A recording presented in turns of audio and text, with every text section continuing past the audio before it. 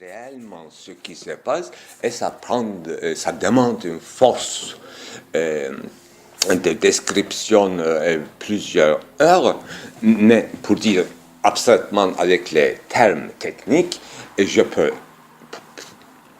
dire que très schématiquement, j'ai dit d'ailleurs ce que je voulais dire, hein, j'ai dit périodiquement, l'adverbe est important. Les États-Unis, bien sûr, ont une histoire et il y aura une histoire, comme chaque nation, chaque contrée du monde a une histoire et il y aura une histoire. Ça ne veut rien dire. Mais il ne faut pas oublier. Deuxièmement, chaque nation, chaque région, surtout dans ce monde-ci aujourd'hui, mais c'était déjà toujours comme ça, mais pas dans la même intensité. Dans l'époque de globalisation, chaque région est influencée par l'autre. Système monétaire, système économique, système commercial est très lié d'une région à une autre. Deuxièmement, c'est ça. C'est valable pour tout le monde. Alors, troisièmement, c'est valable encore plus pour les États-Unis, qui est intéressé par l'ensemble du monde. La Turquie est intéressée, bien sûr, avec ce qui se passe aux États-Unis, en Russie, en Chine aussi, mais pas trop quand même en Océanie ou en Afrique. Vous voyez, si vous êtes comme moi, le directeur du département depuis des années, je suis concerné par tous les problèmes où il est en London, bon, son Internet ne marche pas, il n'écrit, bon, etc. Mais entre eux, les éléments qui travaillent sous ma direction, ils sont très concernés par le problème, et ils sont très concernés par ce que je penserais sur eux, comme les États-Unis. Moi, je suis aux États-Unis, donc bon. Il y a une dialectique, il y a un rapport, il y a un suivi.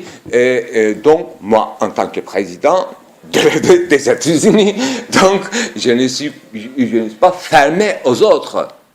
Je veux savoir qu'est-ce qui se passe alors, qu'est-ce qui va devenir, bon, la Turquie, ça va mal, hein, qu'est-ce qui va devenir, etc.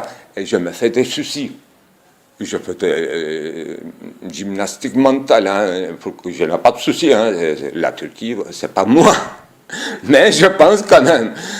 Mais moi, en tant que Turquie, moi, je devrais penser, effectivement, n'étant pas le maître du monde, je devrais quand même, je devrais bien essayer de m'harmoniser, pour ne pas dire être obéissant. Voilà, vous voyez, je ne suis pas... Je n'obéis pas les États-Unis, mais j'essaie de quand même être harmonieux, dans un rapport harmonieux, si c'est possible, avec lui, etc. C'est clair, hein? Rien de...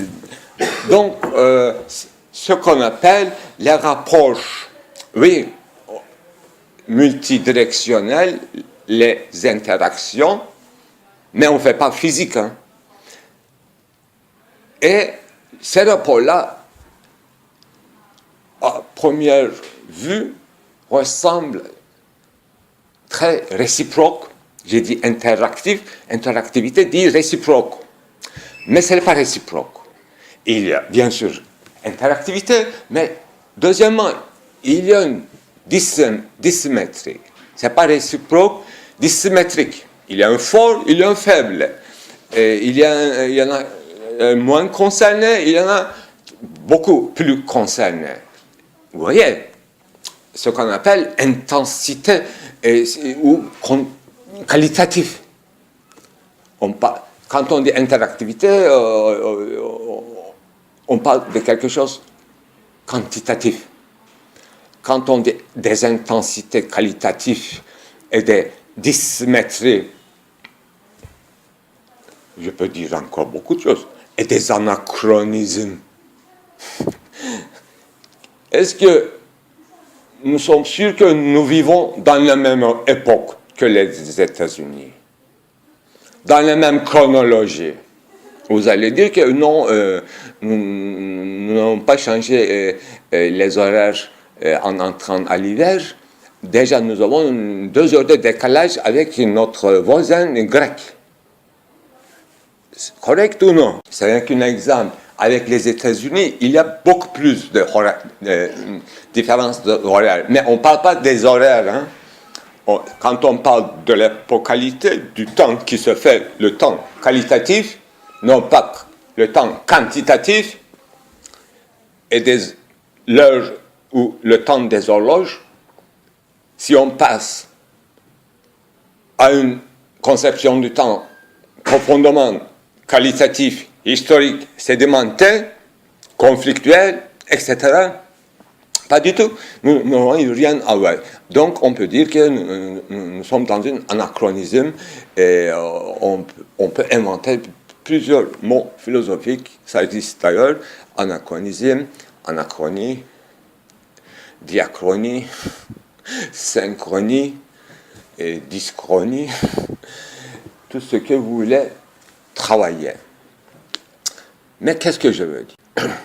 Dialectique est quelque chose de très connu, mais il faut toujours, chaque fois, appliquer correctement en rendant compte les éléments historiques, donc, qui a un contenu qualitatif.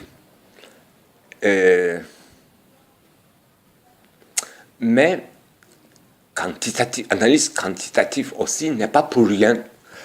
Pour moi, il y a 2 écoles, disons, philosophiques, c'est difficilement distinguable, mais il y a plusieurs sortes de dialecticiens, disons.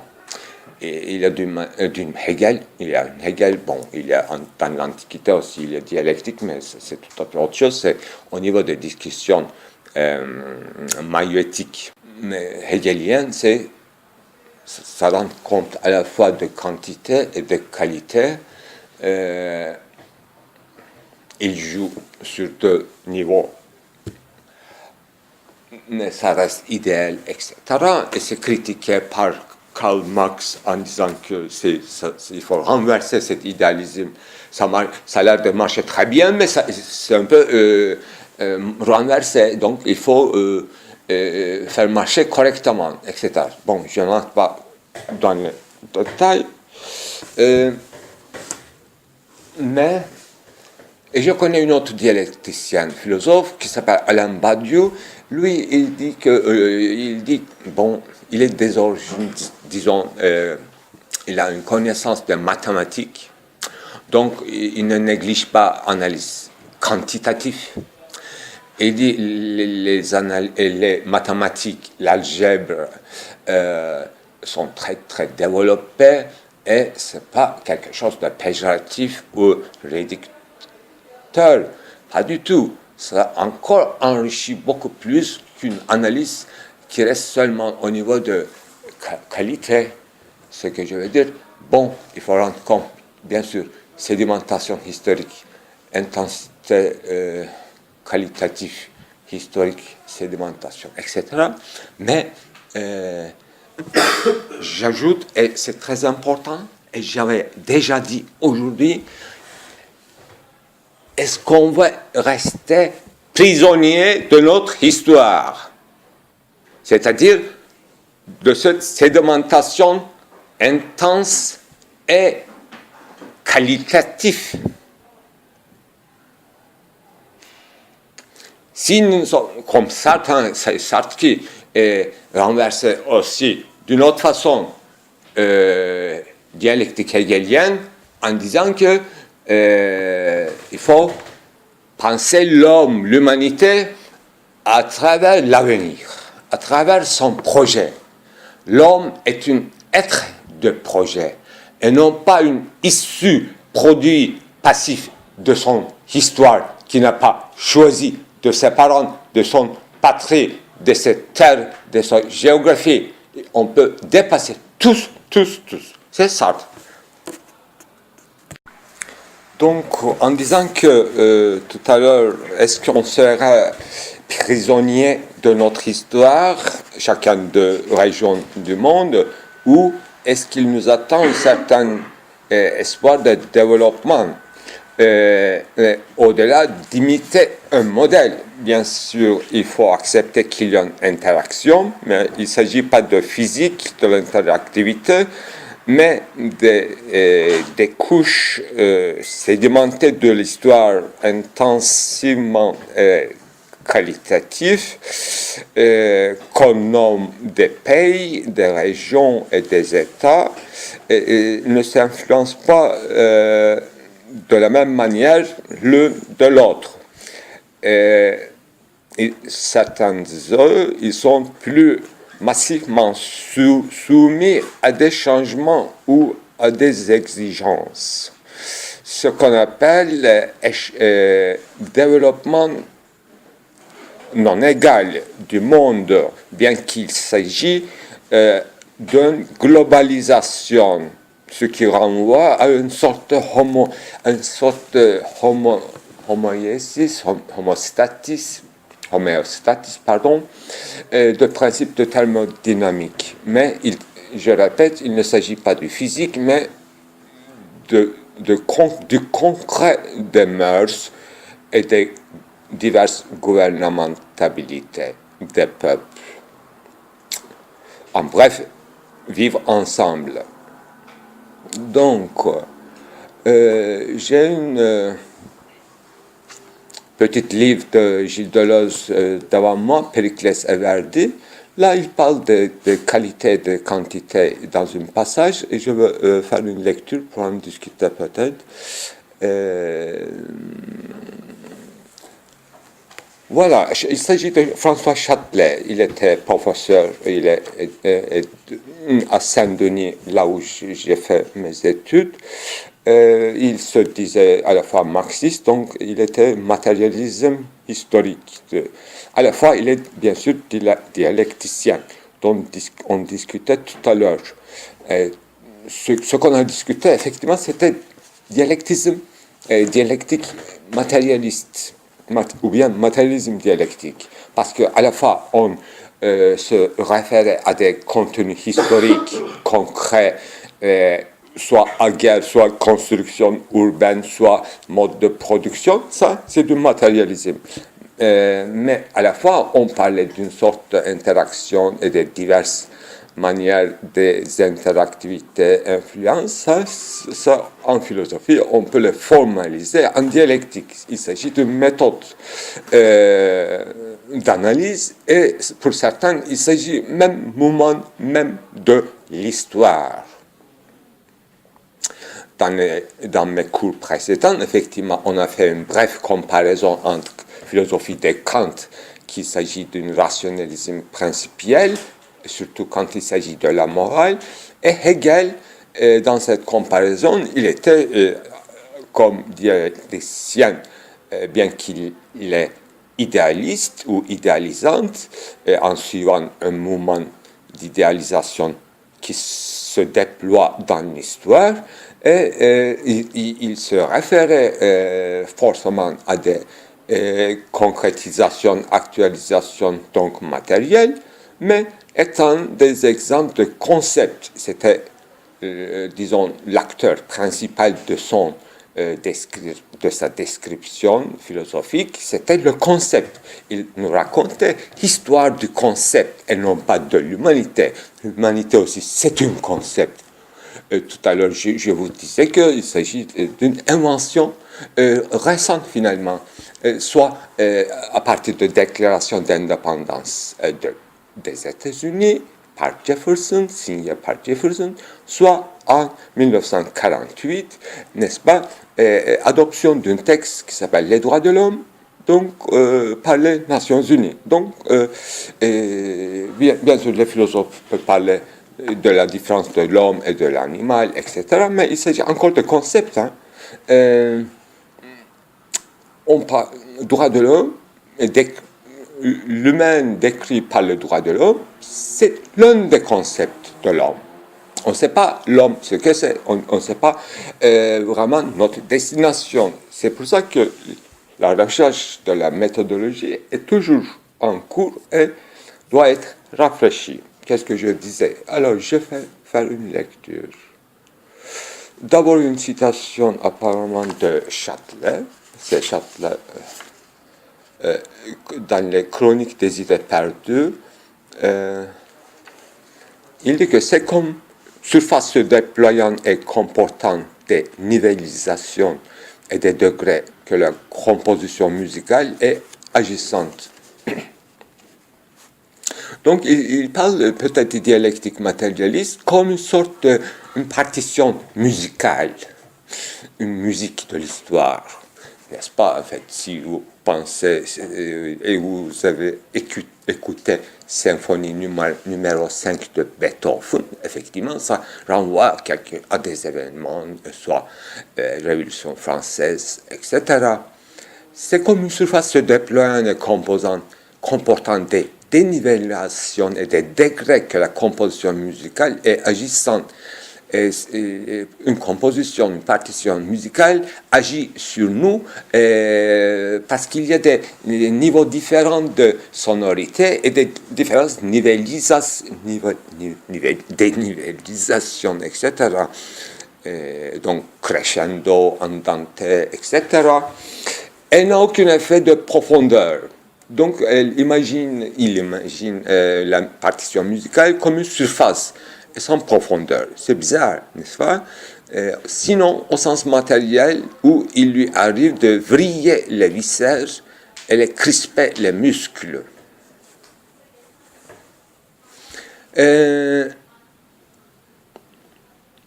Bien qu'il n'a pas un contenu matériel, la musique, c'est flottant, c'est surface, c'est un jeu de surface, selon cette interprétation, mais elle agit sur la viscère, sur le muscle. Nous sommes tendus ou nous sommes détendus en écoutant une partition de musique. Et nous sommes émus, nous avons des hauts et des bas, suivant son cours. Elle n'a pas plus une maîtrise ou un jeu de temps que la peinture n'est qu'une technique de l'espace plan et la sculpture de l'espace à 3 dimensions. Donc, la peinture, bien sûr, c'est une surface plane, 2 dimensions seulement, mais il y a une perspective et profondeur comme illusion peut-être, mais la sculpture, c'est à 3 dimensions. Et la musique, c'est une surface bizarre. Mais pas comme la peinture. Son rapport avec le temps, la musique est toujours conçue comme une art temporel, mais son rapport au temps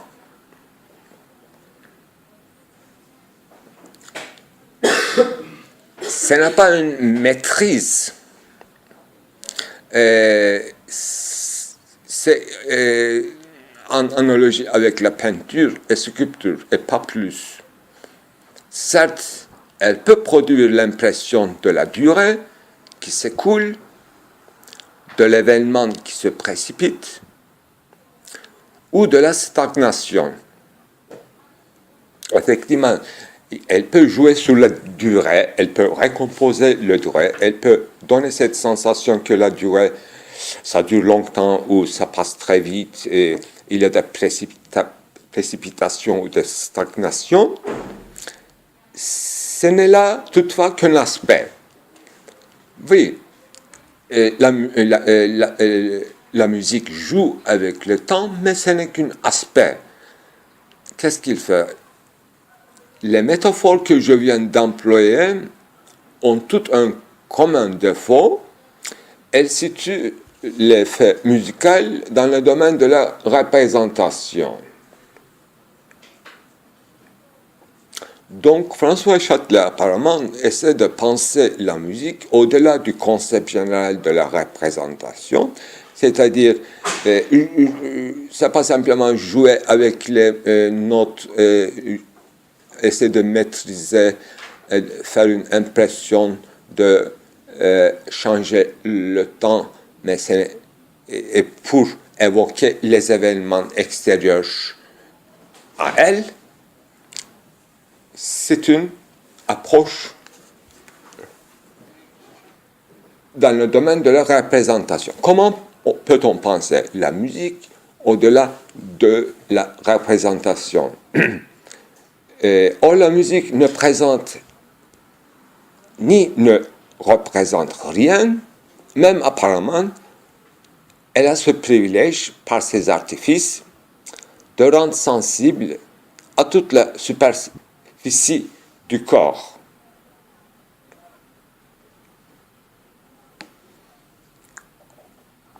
Y compris les parties dites profondes de celle-ci. L'impact des qualités sonores et de leur combination. Donc, c'est par ces artifices, c'est par les artifices qu'elle fait ses effets. Alors, quelle est la véritable tâche de la musique? Alors, j'ai souvent fait allusion au projet d'une physique de qualité. Voilà, c'est ici précisément notre citation devrait commencer dans la discussion concernant homostase de la thermodynamique physique qui rendait compte seulement de la quantité. Alors, François Châtelet a un projet très original, un projet de physique de la qualité. Donc, essayons d'inventer une physique, non pas une science humaine, bizarrement, ou dans le domaine de la philosophie, essayer de construire une physique de qualité. Normalement, physique actuelle, contemporaine, ça joue sur les quantités. C'était ça notre sujet de discussion. De l'ensemble coordonné et non systématique des connaissances,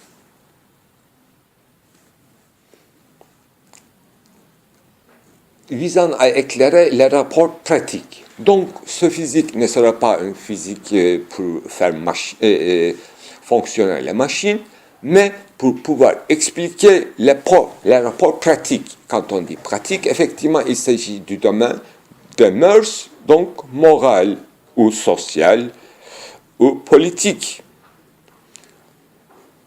Pour ne pas, sans être systématique, on peut faire des coordinations. Il ne dit pas pour l'instant interaction, etc., mais coordination, un ensemble coordonné, une certaine proportion, etc. Au-delà des distinctions ontologiques de l'esprit et de la matière anthropologique de l'homme et du monde, épistémologique de l'idée et de la chose. Donc, non seulement il essaie d'effacer la distinction entre physique et la philosophie,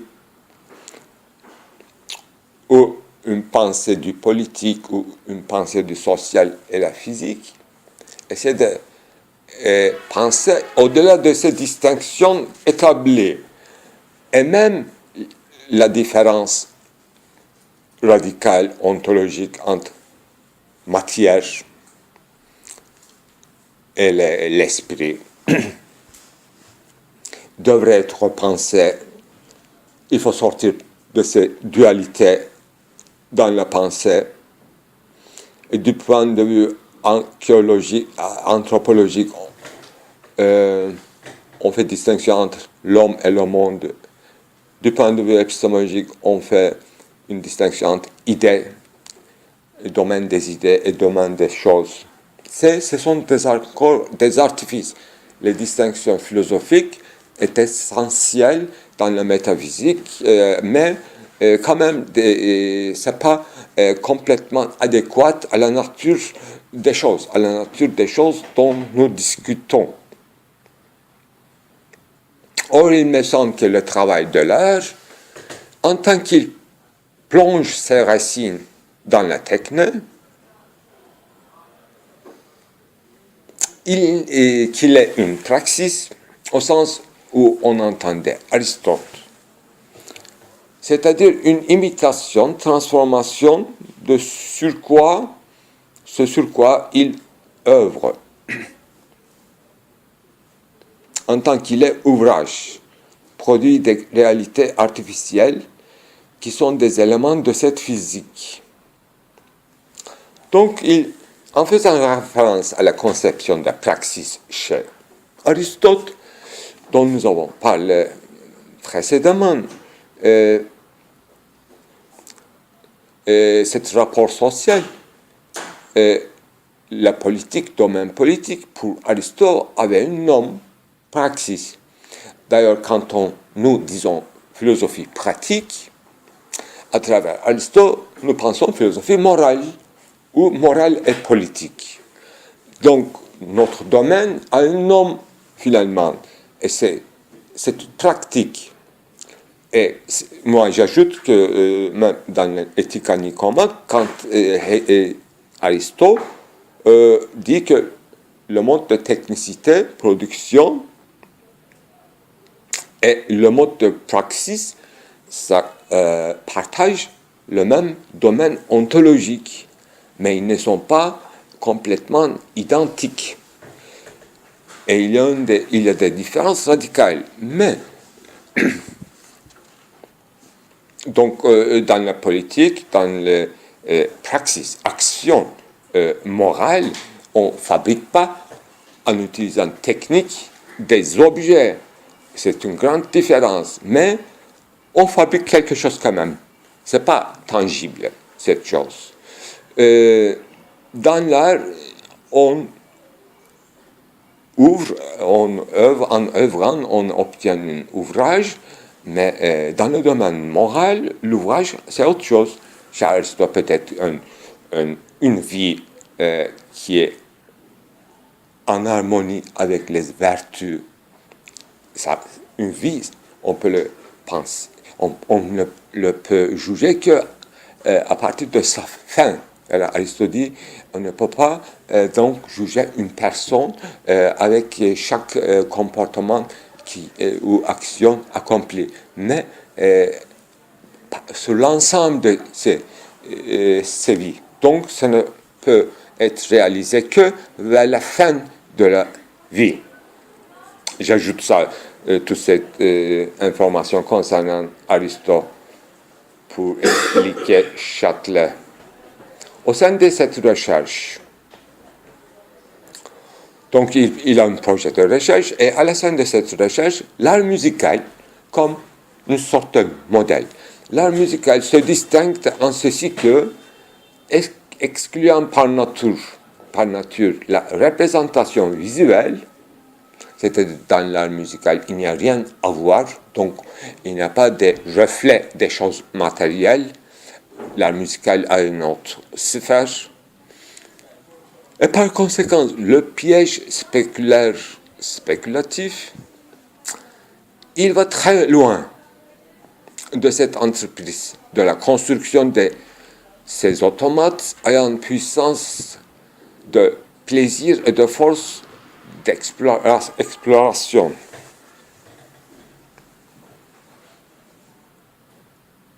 Bien sûr, le mot automate, ici, c'est une métaphore. Il ne s'agit pas, dans ce projet, produire des véritables automates, mais un ensemble coordonné qui marche plus ou moins, sans être complètement systématique, comme Hegel ou comme Kant. Ce sont des philosophes qui ont fondé des systèmes. Cette fois-ci, Châtelet, il n'ose pas de construire un système qui sera trop artificiel. Il ne s'agit pas de faire un ouvrage non plus, mais une sorte pratiquer une sorte d'art musical composé, parce que les musiciens composent. Donc, le philosophe aussi doit composer et sans tomber dans le piège de la représentation, donc sans prendre trop, disons, prendre en considération quoi, sa méthode devient bizarre et non orthodoxe. En ce qui concerne le marxisme, par exemple, le dialectique matérialisme n'est jamais pensé comme ça. C'est très original, c'est pour ça que j'en parle. Cet passage de l'art de la représentation à un autre art qui est l'art temporel, finalement, c'est une surface, presque pas de profondeur, mais agit quand même sur nos affects, quand même, qui nous fait comprendre, qui nous fait entrer plutôt à un processus, je dirais, un véritable processus historique, social, événementiel. Voilà un avertissement méthodologique important avec plein de métaphores intéressantes et c'est dans la proximité de l'art quand même. Toutes les comparaisons venaient peinture, sculpture, automate et musique, ça vient de l'art.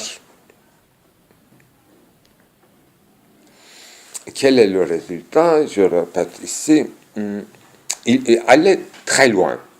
Quand on sort de la représentation, donc on est libéré, on peut aller plus loin. Dans mon propos, cela correspond et ne pas être prisonnier de ce qui est déjà accompli, donc de l'histoire passée. Mais il peut y avoir, on peut envisager une histoire à venir. Donc on peut aller plus loin. On peut envisager, à partir d'une certaine construction d'un ensemble coordonné, une sorte de panorama historique conceptuel, on peut envisager l'avenir qui nous attend. Et on peut ouvrir notre horizon à travers ce travail philosophique. Quel est le but? Bien sûr, expliquer, pas seulement expliquer, mais de pratiquement ouvrir l'horizon, c'est-à-dire agir avec ses influences sur le muscle, c'est une métaphore, sur la viscère. Par exemple, il y a une métaphore en français qui dit que c'est un processus très viscéral. Viscère damar demek. Et c'est un processus très viscéral, qui veut dire, au sens métaphorique du terme, c'est un processus qui est très énigmatique, qui est partout, a des effets partout et très souterrain. Ça marche, mais on ne rend pas compte. Ça fonctionne, mais comment ça fonctionne? Viscéral, c'est intéressant comme métaphore. On utilise, ici, il n'a pas utilisé. Il dit vriller les viscères. Vriller, c'est un moment assez douloureux quand même.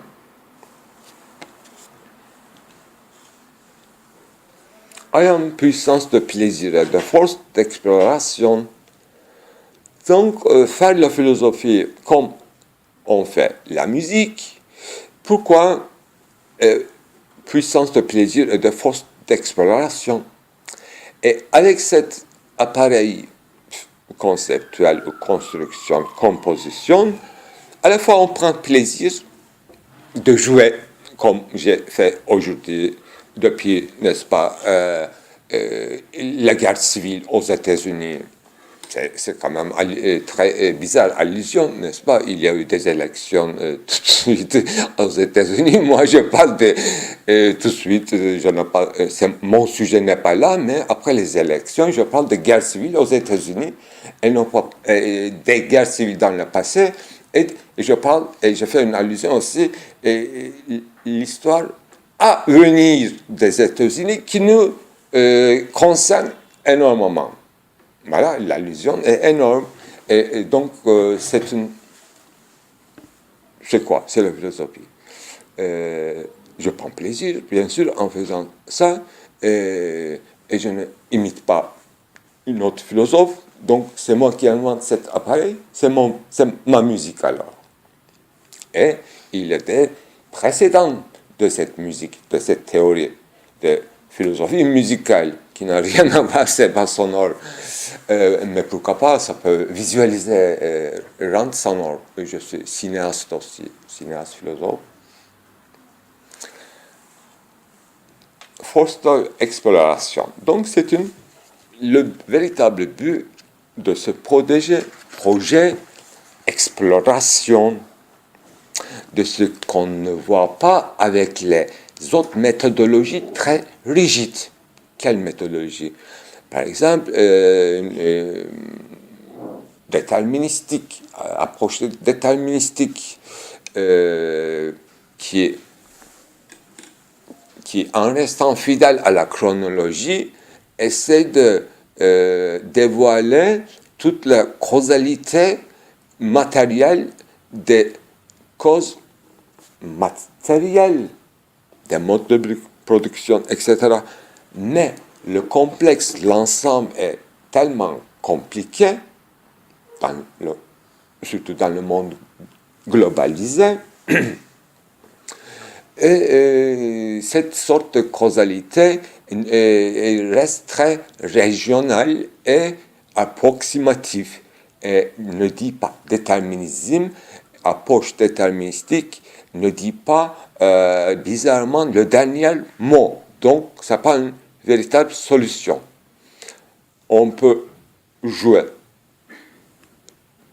avec le monde avec son passé et son avenir, pour aller plus loin. Plus loin où? Vous savez, Kant aussi est un philosophe du progrès, et Hegel aussi, mais il soumet le progrès dialectique à une sorte de systématisation qu'on appelle techniquement téléologique, c'est-à-dire finalisée. On connaît chez Hegel la fin, le point d'arrivée d'avance. Oui, ce qu'on peut interpréter, la présence de l'absolu d'avance et à la fin du cheminement.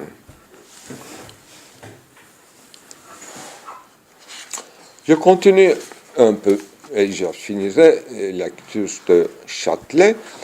Il a cette vertu, ce projet a cette vertu, cet avantage, agir par la matière subtile,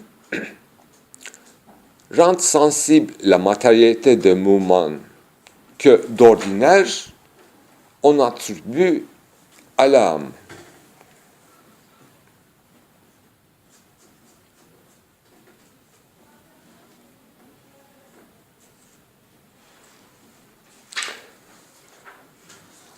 Quand on dit en français matière subtile, effectivement, s'il n'y a pas un jeu de mots, ça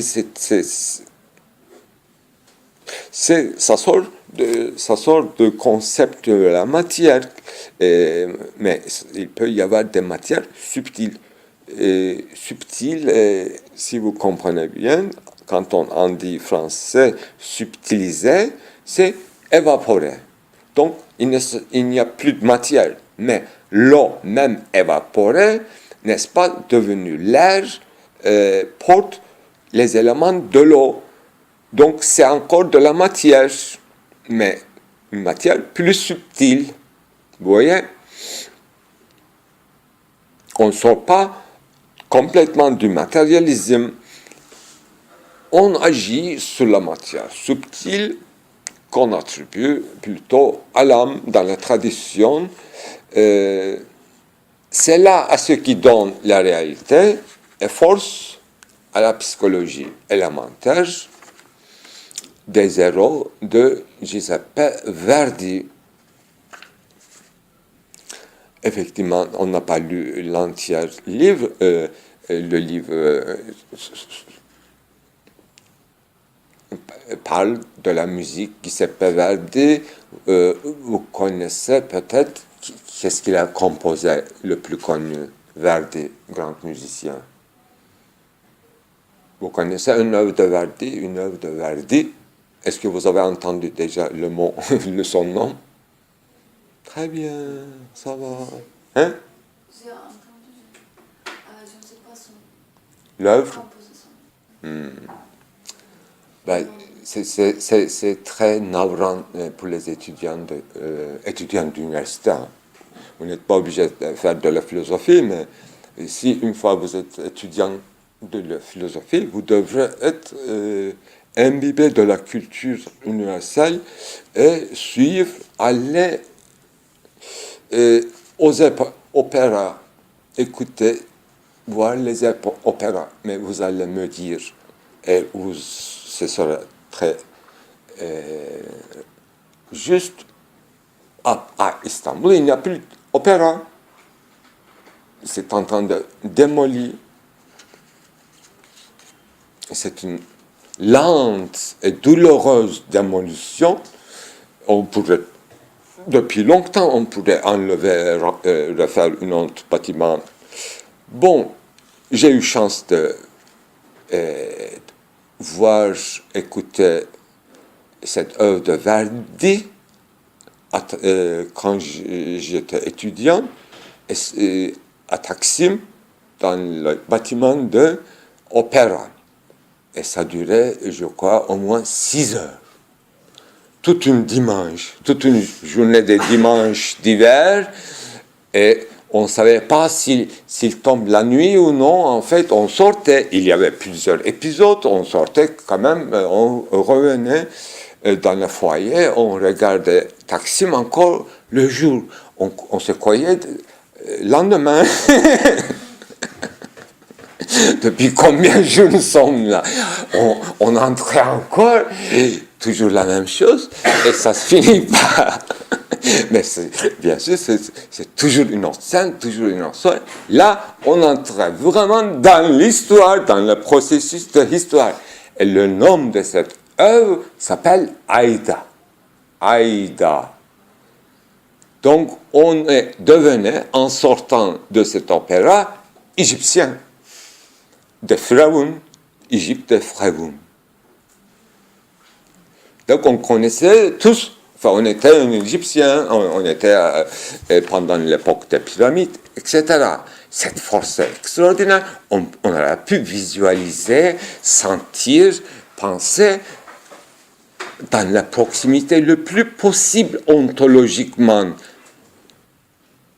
de l'histoire, d'une période d'histoire si reculée qu'on est difficile d'imaginer. Ce n'est pas la conquête d'Istanbul, non, c'est encore très reculé. Si on ne imaginait dans l'époque de Verdi, il n'y avait pas de musée, il n'y avait pas de livres d'art si fréquents, si populaires. Les gens n'arrivaient pas à imaginer exactement de quoi il s'agit. On parle d'une certaine Égypte. Il y avait une égyptomanie aussi en Europe après la découverte. Encore la guerre Napoléon, avec la grande campagne sur l'Égypte de Napoléon. Napoléon avait beaucoup de savants, de peintres, linguistes, historiens, peut-être de philosophes, avec lui. Il allait à la guerre, mais avec tout un cadre de savants. Et l'un de ces savants, qui s'appelait Champollion, il a travaillé, en fait, les autres peintures, ils ont dessinateurs, ils ont copié les écritures, les dessins, pendant la guerre. Bien sûr, il n'y a pas de guerre parce qu'il n'y a pas une armée derrière. C'était les Turcs, ils étaient vaincus et c'était parti. Il y avait des Arabes. Avec les Arabes, on ne fait pas guerre quand même. On peut faire l'amour, on peut chanter, on peut danser quand on ne peut pas faire. Napoléon, il était vraiment persuadé que pendant des mois, apparemment, il vivait à Kiev. Comme il n'y a pas de guerre, tout le monde travaillait, quoi, en fait. Et selon les dires, Bonaparte a resté si longtemps donc en Arabie, et il voulait devenir musulman, finalement. Bon, c'est bien ici, hein, c'est mieux que Paris, hein, c'est chaud.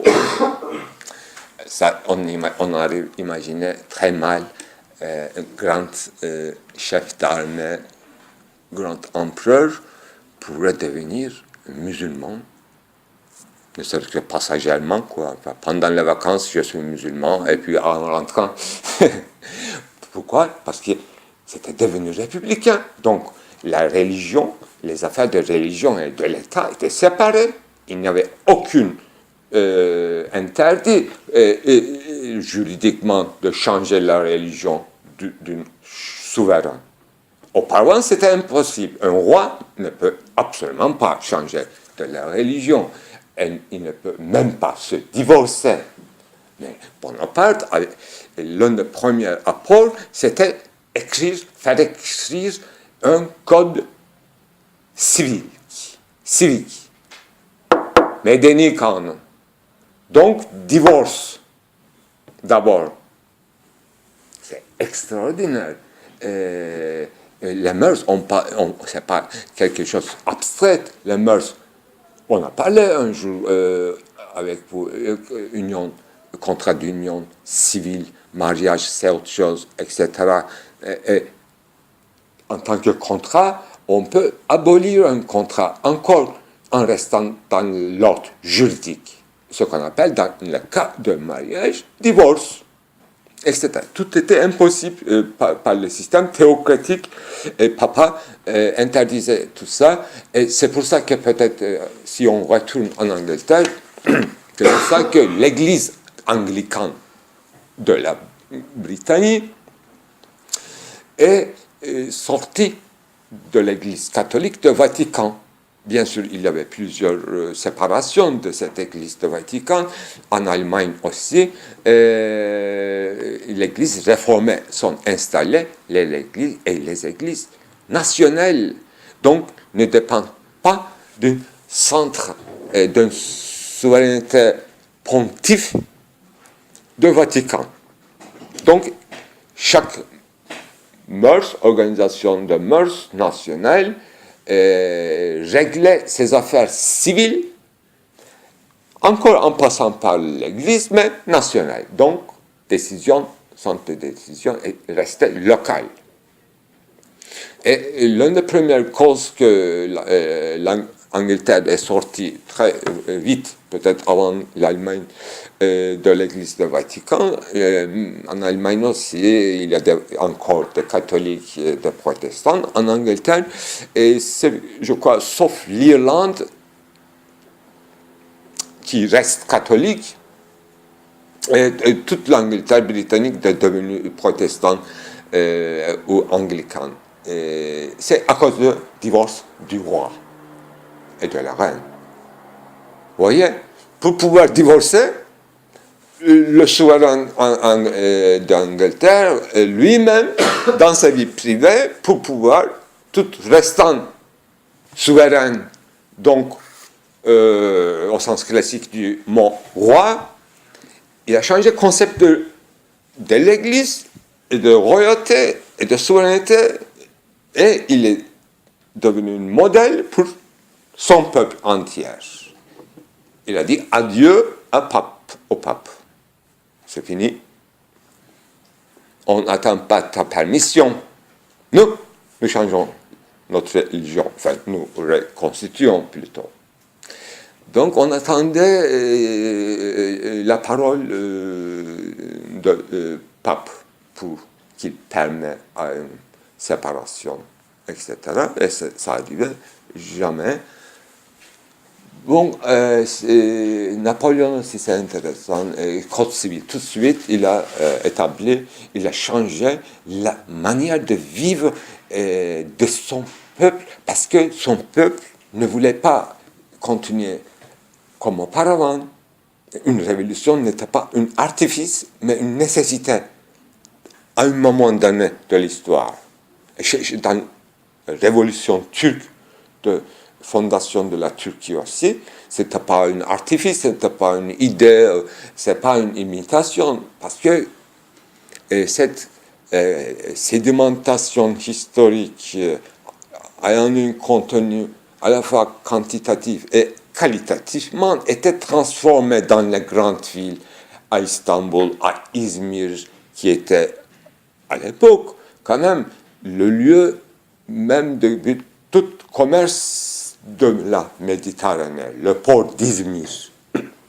Maintenant, c'est devenu une ville comme Breton, en fait, on peut comparer Breton, en fait, où un peu, disons, ils sont restés snobs, ils sont le plus avancé de la Turquie, beaucoup plus avancé actuellement que la vie actuelle d'Istanbul, mais il n'y a pas de grande globalisation, il n'y a pas de grande industrie. À ma connaissance, il n'y a pas c'est pas un centre de finance et un centre de rien. Donc ils sont contents, ils sont très contents. Apparemment, ils sont très contents parce qu'il n'y a rien. Enfin, ne nous touchez pas. Hein. Nous ne sommes pas de ce pays. Nous sommes bien ici, en fait. Bon, extraordinaire résistance de Izmir. Et j'ai fait un éloge d'Izmir. Je suis allé une ou deux fois dans ma vie. Je suis tombé amoureux, bien sûr, mais de Cordon, c'est tout. Je n'ai pas un attachement, bien sûr. Historiquement, je suis très attaché. Historiquement, je suis attaché à la vie commerciale, à la vie plus libérale d'Izmir, qui rayait à toute région d'Égée. Aydın, Manisa, Söke, Uşak, Kütahya, tout était Izmir. Izmir n'est pas une ville. Izmir est toute la moitié de la Turquie actuelle, disons. Bien sûr, région de Marmara, voilà, je fais analyse quantitative. Qualitatif, pardon, excusez-moi.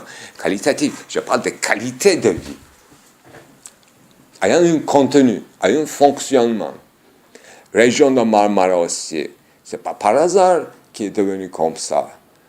C'était avant Byzance, bien sûr, mais pas seulement Istanbul. Nicosie, Izmit, Kocaeli, ce qu'on change tout le temps le nom, n'est-ce pas? Nicosie, Andropolis, je parlais, Dardanelles, l'autre fois je parlais de la guerre de Troie. C'est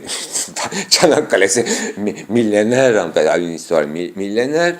Donc, c'est pas du tout, s'il y a des mœurs avancées ou, disons, à trouver une homéostasis, une sorte d'autorégulation, un confort de vie, il y a des raisons énormes. Et ces gens-là, bien que ce n'est pas les mêmes gens, bien sûr, parce que dans ces régions dont je parle, il y avait plein de chrétiens, des Grecs, des Juifs et des Arméniens. Et les Arméniens, c'était plutôt à Istanbul, dans l'Est, bien sûr, et ils sont expulsés. C'est à eux, à cette manière de vivre qui exige de nouvelles lois, qu'il y a eu la révolution de 1908, monarchie constitutionnelle, tout cet effort des jeunes Turcs qui ont pris des risques. Ils auraient pu vivre continué à vivre à Istanbul dans leur grande résidence aristocratique sur le Bosphore et écouter les anciennes chansons et écrire encore des rubaïs et faire des divans, etc. Mais ils sont exilés à Paris. Donc Paris, c'est pas mal, hein? J'ai vu. Moi aussi, je suis exilé, etc. Sultan Aziz, si je ne me trompe, si je me trompe, corrigez-moi, si c'est Sultan Abdul Aziz qui est allé avec tout son corps diplomatique à Paris. Aziz. Donc, c'était la première fois un sultan musulman quittait une terre musulmane et pas tout seul. Là où c'était pas pour conquête. Oui, ils allaient pour conquérir, mais c'était pas pour conquête, c'est pas pour la guerre, c'est pas pour la guerre sainte en islam.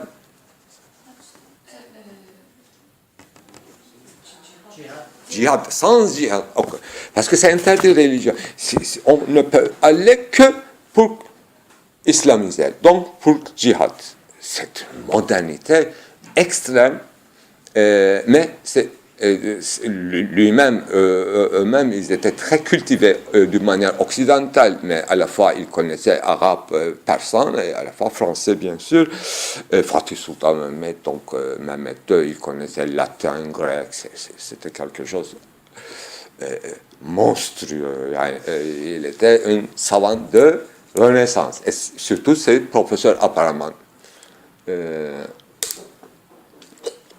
Donc, on est devenus des petits prolétaires, après que les grands artisanats qui étaient des Arméniens et qui étaient les Juifs qui étaient des économistes et de finances et aussi des leaders des mouvements ouvriers. Imaginez-vous, il y a des mouvements ouvriers pendant l'Ottoman, je parle des années de 1908, il y avait des exigences, trop d'exigences, et l'Empire n'arrivait pas à résoudre et répondre à ces exigences, parce qu'il y avait des contre-réformistes très durs, ce qu'on appelle yobaz. Il y avait des gens qui exigeaient de nouvelles lois et des formes de vie, et avant tout une éducation moderne qui n'existe pas. Aujourd'hui non plus, ça n'existe pas. On ne connaît même pas Verdi. Alors, ils n'ont pas attendu, hein, les non-musulmans de l'Empire ottoman, ils n'ont pas attendu pour être bien éduqués, changement d'un régime. Ils se contentaient d'une monarchie constitutionnelle, pas de problème, mais ils n'ont pas attendu. Et comment ils font, je ne sais pas, mais c'est d'abord eux qui ont déclaré leur mécontentement au niveau de l'éducation et de mode de vie.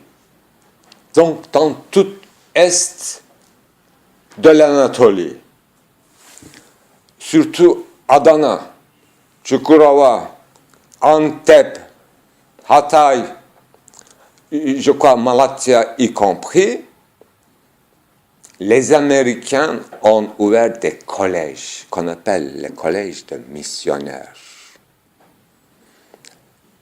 Si ce n'est pas aboli, il en reste, je crois, à ma connaissance, une. Pendant ma jeunesse, ça existe encore.